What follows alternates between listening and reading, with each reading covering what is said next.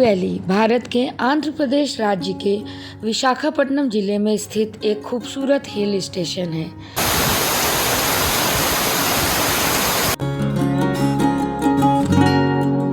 अरक्कू घाटी को अक्सर आंध्र प्रदेश का ऊटी भी कहा जाता है।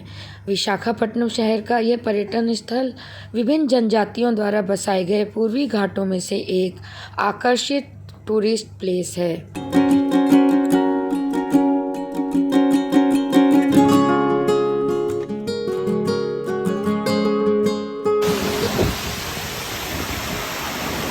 यदि आप अरक्कू घाटी की यादगार यात्रा करना चाहते हैं और इसके बारे में संपूर्ण जानकारी चाहते हैं तो इस व्लॉग को अंत तक ज़रूर देखें।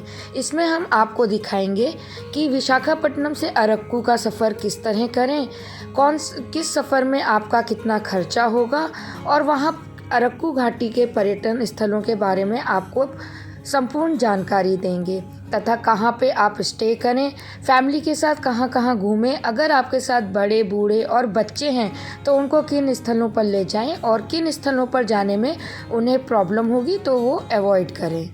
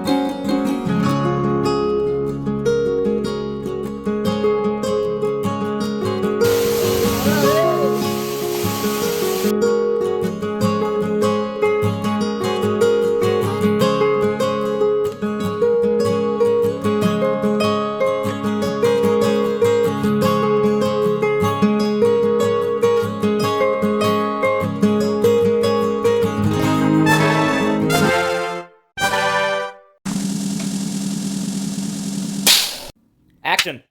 अरक्कू वैली विशाखापट्टनम शहर से लगभग 111 किलोमीटर की दूरी पर स्थित है।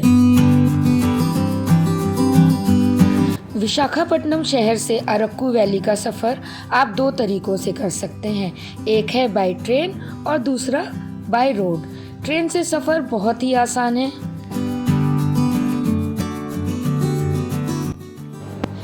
इंडियन गवर्नमेंट ने पर्यटन को बढ़ावा देने के लिए एक विस्टाडोम ट्रेन चलाई है जिसमें 360 डिग्री का व्यू मिलता है और इसकी टिकट करीब 670 रुपीज़ की है।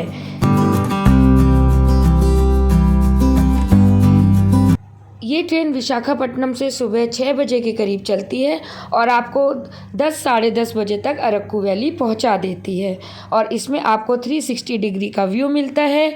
लेकिन एक बात आप याद रखिएगा कि इसमें आपको खाना नहीं मिलता, इसमें पेंट्री कार नहीं है। तो अगर आप इस ट्रेन से ट्रैवल कर रहे हैं तो अपने लिए खाने पीने और पानी की बोतल ज़रूर रखिएगा।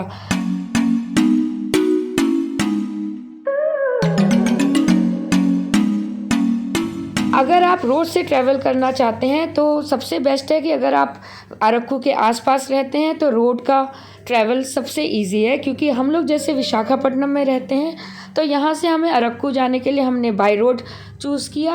अपने हिसाब से जाइए, अपने टाइम से जाइए, ये कन्वीनियंस ट्रेन में नहीं मिलती है। ट्रेन में आपको उसके हिसाब से चलना पड़ता है। तो हम लोग सुबह करीब 8:30 के करीब निकले थे और हमने ऑन द वे काफ़ी चीज़ें एक्सप्लोर करते हुए हम लोग होटल में गए थे। अगर आप बाय रोड ट्रैवल कर रहे हैं तो आप रास्ते में बहुत सी जगह एक्सप्लोर करते हुए जा सकते हैं। विशाखापट्टनम से अरक्कू वैली की तरफ जब आप जाएंगे तो आपको रास्ते में बहुत सारे व्यू पॉइंट्स मिलेंगे। रास्ते का सफ़र इतना खूबसूरत है, एक तरफ पहाड़ हैं और एक तरफ खाई है। बीच बीच में कई जगह व्यू पॉइंट्स बने हुए हैं, आप वहाँ पे रुककर अपनी फ़ोटोज़ क्लिक कर सकते हैं और मौसम का आनंद ले सकते हैं। बहुत ही खूबसूरत व्यूज़ हैं। आपको ऐसा लगेगा जैसे आप कश्मीर या ऊटी में हैं, बस कश्मीर में बर्फ़ के पहाड़ होंगे और यहाँ हरी भरी वादियाँ होंगी। बारिश का मौसम हो और सर्दी का मौसम हो उस समय तो और भी खूबसूरत लगती है ये अरक्कू की घाटी। सितंबर से फरवरी तक का सीज़न बेस्ट माना जाता है यहाँ विज़िट करने के लिए। तो चलिए आपको ले चलते हैं इस सफ़र पर। विशाखापट्टनम से अरक्कू वैली की तरफ जब आप चलेंगे तो रास्ते में आपको बहुत से कॉफ़ी प्लांटेशन मिलेंगे, क्योंकि अरक्कू कॉफ़ी के लिए फेमस है। और साथ में वहाँ पे बैम्बू चिकन भी वहाँ की एक स्पेशलिटी है। बैम्बू के टुकड़ों में, छोटे छोटे बैम्बू के पीसीस में वो लोग चिकन भरते हैं और उसको बाद में रोस्ट करते हैं। तो सबसे पहले चलिए कॉफ़ी प्लांटेशन देखते हैं। यहाँ पे थोड़ी कार की पार्किंग आपको थोड़ी आगे मिलेगी, क्योंकि रोड साइड पे ही पार्क करना पड़ता है और रोड ज़्यादा ब्रॉड नहीं होती है। तो चलिए कॉफ़ी प्लांटेशन के अंदर, ये देखिए ये सारे कॉफ़ी के पेड़ हैं।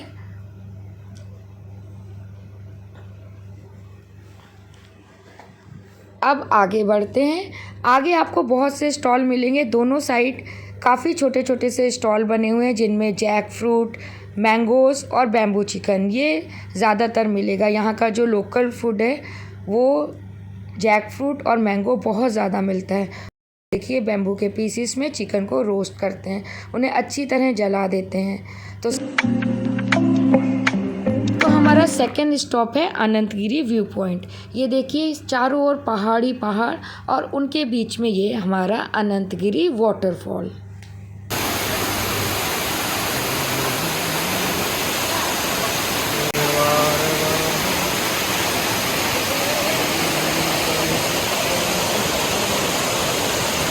अनंतगिरी वाटरफॉल का जो रास्ता है थोड़ा सा ऊबड़ खाबड़ है, पत्थर हैं, ऊंचा नीचा रास्ता है। तो आपके साथ अगर बुजुर्ग लोग हैं तो आप इसको अवॉइड कीजिएगा।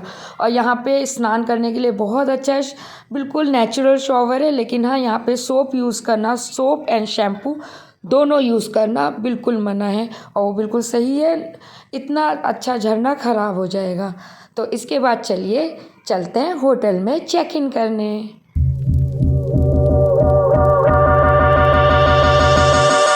हमारा रिज़ॉर्ट हरीता वैली रिज़ॉर्ट था और ये एपी टूरिज़्म द्वारा संचालित है।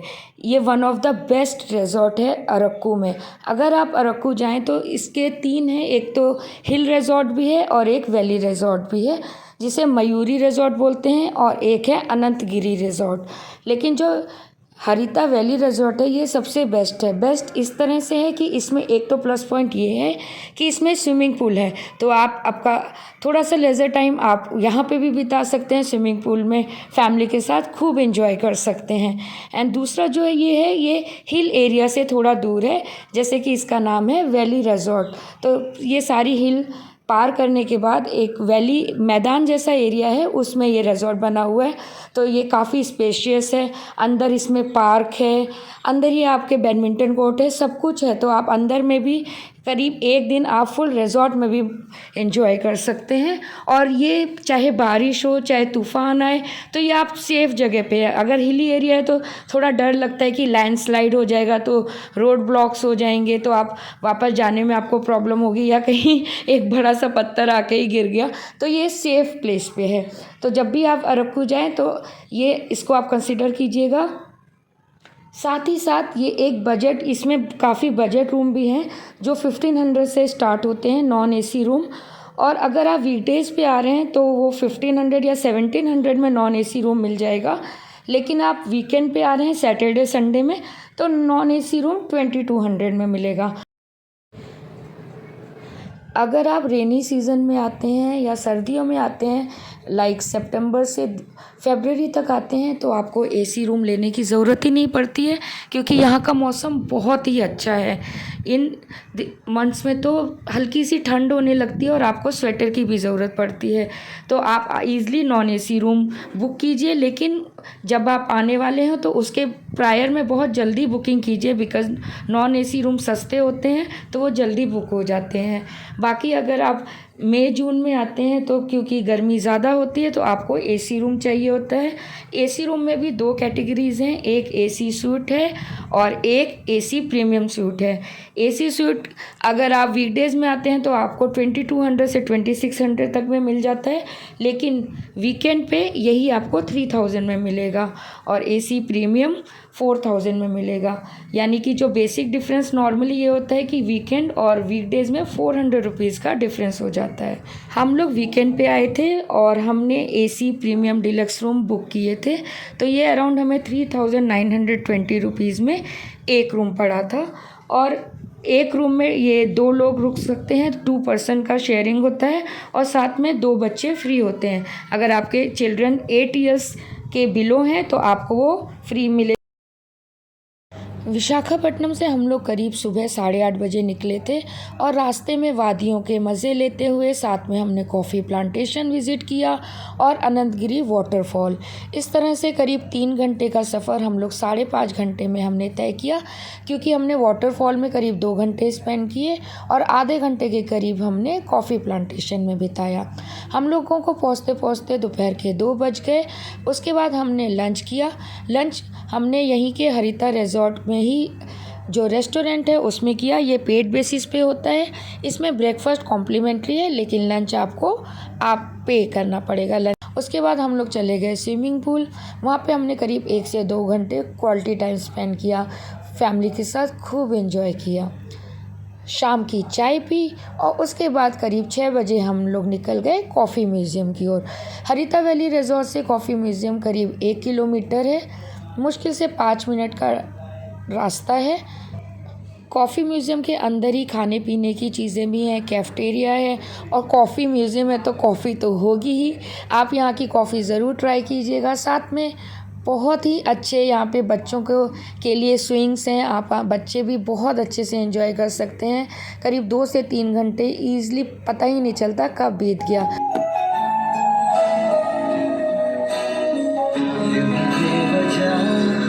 दिल में नहीं बेताबियां, ये इश्क है सांसों में है अब जो रहा। आजा अब कैसा शर्माना, बन गया मैं तेरा दीवाना। धीरे धीरे से मेरी जिंदगी में आना,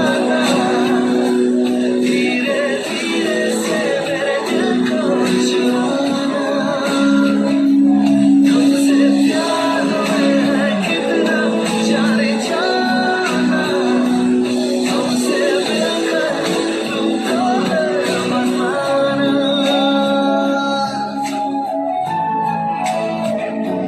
कॉफ़ी म्यूज़ियम करीब रात के 8 बजे बंद हो जाता है, तो हमने सोचा ये वाला भी हम लोग आज ही देख लेते हैं। तो इस तरह से हमारा पहला दिन बहुत ही अच्छा गुजरा।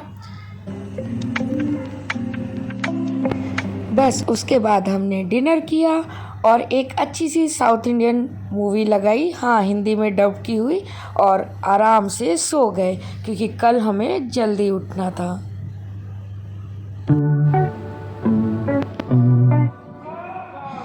यहाँ की वादियों में सुबह सुबह काफ़ी ठंडक हो जाती है, चाहे वो मई और जून का महीना ही क्यों ना हो।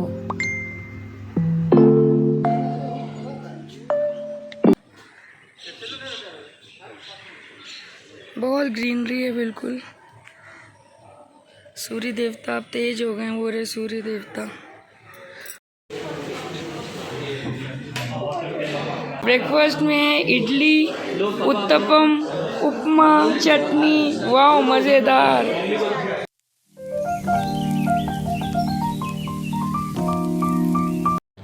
सबसे पहले सुबह सुबह आते हैं ट्राइबल म्यूज़ियम में। ट्राइबल म्यूज़ियम सुबह 9 बजे खुल जाता है और ये रिजॉर्ट के बिल्कुल पास में ही था। ट्राइबल म्यूज़ियम में कार खड़ी करने की बहुत अच्छी जगह है, पास ही में पार्किंग है। यहाँ पे बहुत सारी एक्टिविटीज़ होती हैं। अगर आप एक्टिविटीज़ में एंजॉय करते हैं तो यहाँ पे करीब 6 से 7 घंटे आपको पता ही नहीं चलेंगे। सारी एक्टिविटीज़ के बहुत ही रीज़नेबल चार्जेस हैं, कुछ ज़्यादा हाई फाई नहीं है।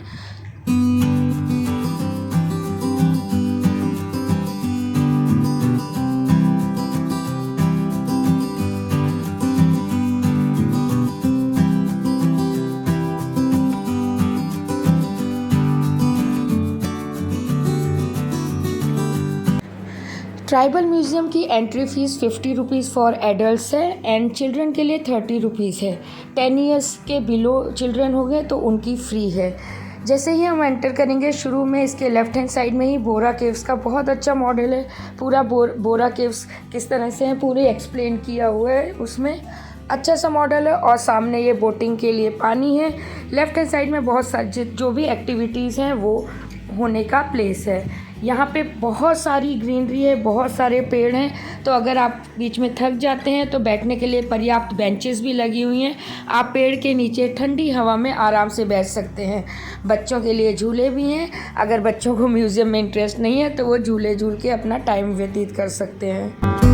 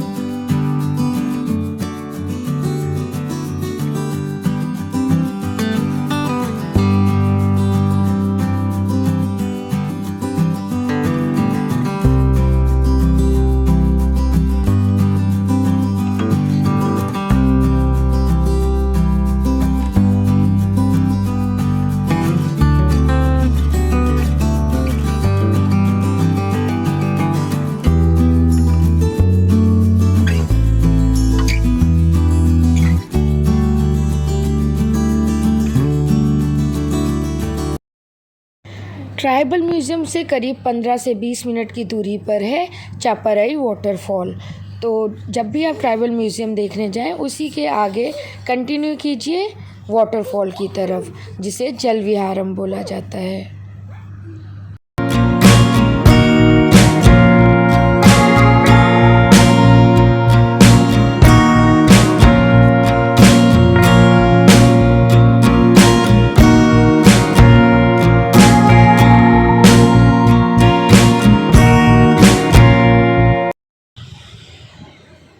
और यहाँ पे कपड़े भी धो रहे हैं लोग, धोबी लोग।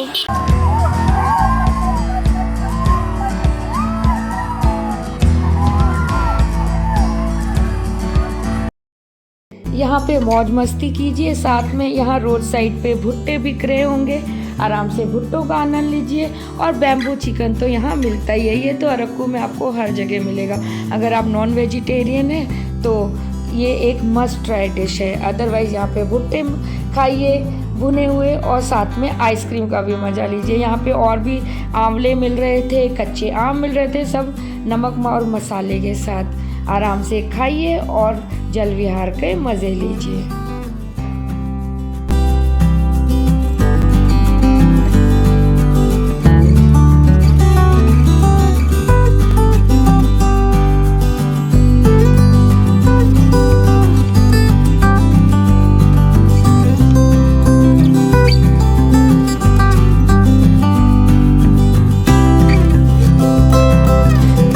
चलिए अब चलते हैं यहाँ के ट्राइबल मार्केट में। ट्राइबल मार्केट में आपको बहुत से नॉन वेजिटेरियन चीज़ें मिलेंगी, जैसे तरह तरह की फ़िश मिलेंगी। यहाँ मेनली जैक फ्रूट खाया जाता है। जैक फ्रूट बहुत मिलता है यहाँ पे, लेकिन नॉर्थ साइड में क्या होता है, हम लोग कच्चे जैक फ्रूट खाते हैं, लेकिन यहाँ पे पका हुआ जैक फ्रूट ज़्यादा प्रेफर किया जाता है। कच्चा जैक फ्रूट आप अगर ढूंढने मिलेंगे तो आपको बिल्कुल भी नहीं मिलेगा, यानी कि जो कटहल कच्चा सब्जी वाला होता है वो यहाँ पे बिल्कुल नहीं मिलेगा। यहाँ पके हुए कटहल मिलेगा और बहुत सस्ता मिलता है और काफ़ी बड़े बड़े कटहल मिलते हैं। साथ में मैंगोज़, यहाँ के जितने भी मंकीज़ होंगे ना वो भी मैंगोज़ ही खा रहे होंगे बैठ के। बहुत आम के पेड़ हैं यहाँ पर, तो यहाँ पे मैंगो, कटहल ये सब बहुत मिलता है। और इसका यहाँ का मेन सिग्नेचर डिश है, नॉन वेजिटेरियन में जो सिग्नेचर डिश है वो है बैम्बू चिकन। यहाँ बैम्बू बहुत होता है तो बैम्बू के छोटे छोटे टुकड़े कर दिए जाते हैं करीब 2 से 3 फीट के, और उसमें फिर वो लोग बैम्बू भर के उसको अच्छे से रोस्ट करते हैं और उसके बाद उसमें अनियन और मसाले डाल के आपको सर्व करते हैं। अब कैसा शर्माना। बोरा केव्स गोस्थानी नदी का उद्गम स्थल है। यह नदी इन गुफाओं से बहते हुए विशाखापट्टनम तक जाती है। जगह जगह पर इस नदी के कारण पानी ऊपर से टपकता हुआ दिखाई देता है।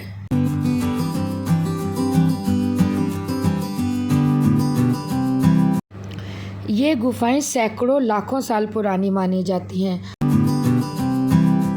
कहा जाता है कि ये करीब 150 मिलियन ईयर्स पुरानी गुफाएं हैं, जो भारत की सबसे बड़ी गुफाओं में से एक है। यहाँ से पानी की बूंद लगातार टपकती रहती है, जिससे पानी नीचे से बह जाता है, लेकिन जो उसका कैल्शियम कंटेंट होता है वो पूरा वहीं पे रुक जाता है। इसी तरह जो नीचे से इकट्ठा हुआ है वो स्टैलेग्माइट बन जाता है। तो नीचे से थोड़ा पोर्शन आया और ऊपर से पॉइंटेड पोर्शन आया, ये इकट्ठा होते होते लाखों सालों में पूरा एक खंभा टाइप का बन जाएगा, एक पिलर टाइप का बन जाएगा। इसी तरह के पिलर ऑलरेडी बने हुए हैं जो लास्ट के लाखों सालों में बने हुए हैं। बोरा केव्स पूरे कैल्शियम कार्बोनेट से बने हुए हैं और यहाँ जो ऊपर से पानी टपकता रहता है और उसके कैल्शियम फॉर्मेशन से ये स्टैलेक्टाइट का स्ट्रक्चर बन गया जो नीचे से पॉइंटेड है। यहाँ केव्स में पानी गिरता है, बूंद बूंद करके बहुत जगह से पानी गिर रहा होता है और इस गिरते हुए पानी से बनी कई संरचनाएं देखने को मिल जाएंगी। इन्हें स्थानीय भाषा में जलशिला कहा जाता है। यहाँ पर आपको साईं बाबा तथा अन्य मंदिर भी देखने को मिलेंगे। यहाँ पर सीता जी का शयन कक्ष और स्नान कक्ष भी है, जहाँ से पीला जल बहता है। ऐसा माना जाता है कि माता सीता हल्दी से स्नान कर रही हैं और यह जल उनके स्नान कक्ष से आता है। यहाँ पर एक बड़ी सी चट्टान है जिसके दोनों सिरों को एक लंबी सी संधि से जोड़ा गया है। स्थानीय लोग इस संधि द्वारा विभाजित इन दोनों भागों को लव और कुश यानी माता सीता के दोनों बेटों के नाम से पुकारते हैं। यह अप्रतिम दृश्य देखने लायक है। इस गुफा की छत पर एक छेद है जहाँ से भीतर आती हुई रोशनी गुफाओं को खूबसूरती से अनेक प्रकार में प्रकाशित करती है। गुफाओं में अलग अलग स्थानों पर खड़े होकर आप इस रोशनी के विभिन्न रंग रूप देख सकते हैं। बोरा केव्स के अंदर ये प्राकृतिक रूप से एक शिवलिंग भी बना हुआ है और यहाँ के जो आदिवासी लोग हैं वो शिवरात्रि के दिन मेनली इनकी पूजा करने आते हैं। करीब 30 से 40 हज़ार लोग यहाँ पर पूजा करने के लिए आते हैं। यहाँ पर बहुत सारे बैट्स हैं, पूरा जो छत पर हैं काफ़ी बैट चिपके हुए होंगे, इधर उधर बैट घूमते हुए भी मिल जाएंगे, तो थोड़ी सी बैट्स की स्मेल भी आती है। बोरा केव्स के पास में ही कटिका वाटरफॉल्स हैं और ये इतने खूबसूरत हैं। यहाँ पर आप घंटों बैठकर प्राकृतिक सुंदरता का नज़ारा देख सकते हैं। आँख बंद करके ये जो पानी की आवाज़ है इतनी अच्छी लगती है, मन करता है कि बस बैठे ही रहो।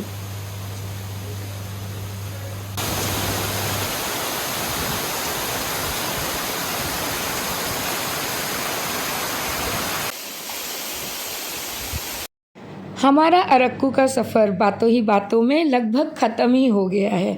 हमने खूबसूरत वादियाँ देखी, ऊंचे ऊंचे पहाड़ और बहते हुए झरने देखे। यहाँ की खूबसूरती को शब्दों में व्यक्त करना इम्पॉसिबल है। यहाँ के टेढ़े मेढ़े रास्ते इतने खूबसूरत लगते हैं और यहाँ का जो मौसम है वो तो गर्मियों में भी आपको सर्दी का मज़ा देता है, सर्दियों में तो और भी मज़ा आता है।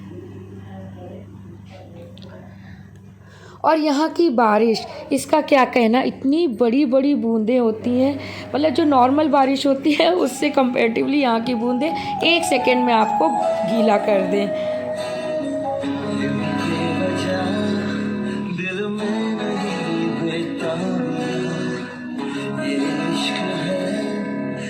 सांसों में है अब जो रहा। यहाँ की वादियों से घर जाते वक्त आप कटहल ले जाना मत भूलिएगा। यहाँ कटहल बहुत ही सस्ते मिलते हैं।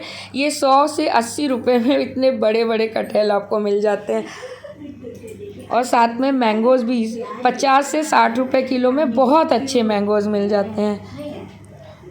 सुवेनियर लेना है तो आपको कॉफ़ी म्यूज़ियम से, वहाँ पे जो कॉफ़ी म्यूज़ियम में सुवेनियर की शॉप है, बहुत अच्छे सुवेनियर्स थे, बैम्बू से बने हुए बहुत से आइटम्स थे। तो अगर आपको सुवेनियर चाहिए तो आप कॉफ़ी म्यूज़ियम से ख़रीद सकते हैं। और अगर आप ट्राइबल विलेज जाते हैं तो वहाँ पे आप ट्राइब से तो 1 to 1 भी परचेज़ कर सकते हैं। तो हमने आपको इस व्लॉग में पूरी जानकारी दी है अरक्कू वैली की, कि आप वहाँ कहाँ घूम सकते हैं और किस तरह से अपना टाइम अच्छे से स्पेंड कर सकते हैं। अगर आपको ये व्लॉग पसंद आए तो प्लीज़ हमारे चैनल को लाइक कीजिए, सब्सक्राइब कीजिए और बस हमारे साथ यूं ही बने रहिए। अपना ख्याल रखिए। जय हिंद, जय भारत। Bye bye. बेवजह दिल में नहीं बेताबियां, ये इश्क है सांसों में है अब जो रहा। आजा अब कैसा शर्मा